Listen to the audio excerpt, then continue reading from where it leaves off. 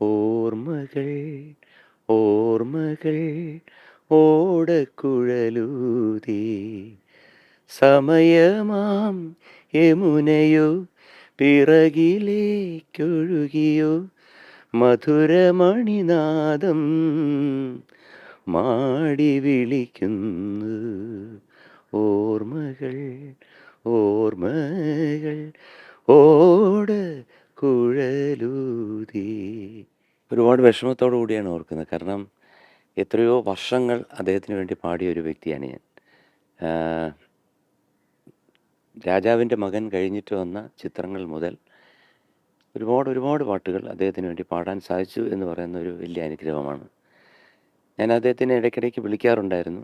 അപ്പോഴെല്ലാം ഞാൻ ഫ്ലവേഴ്സിൽ ഞാൻ ഏകദേശം 6 വർഷം 6 7 വർഷത്തോളം ടോപ്പ് സിംഗർ ചെയ്ത ഒരു വ്യക്തിയാണ്. അതിനകത്തൊക്കെ അദ്ദേഹത്തിൻ്റെ പാട്ടുകൾ വരുമ്പോൾ ഞാൻ അപ്പം തന്നെ വിളിക്കും. വിളിച്ചിട്ട് പറയും, സാർ ഇതുപോലെ இந்த മാതിരി പാടിയിരിക്ക്. എന്നിട്ട് ആ കുട്ടിയെ വിളിച്ച് ഞാൻ എൻ്റെ ഫോണിൽ നിന്ന് ഈ പാട്ട് കേൾപ്പിക്കുമ്പോൾ അദ്ദേഹം പ്രോത്സാഹനം നൽകും. ഓ സൂപ്പറായിരിക്കമ്മ, സൂപ്പറായിരിക്കും, നന്നായിരിക്കും. അപ്പോൾ എല്ലാം ഞാൻ ഒത്തിരി റിക്വസ്റ്റ് ചെയ്തു, സാറ് എപ്പോഴെങ്കിലും സാറ് ഈ ചാനലിൽ നിന്ന് വരണം.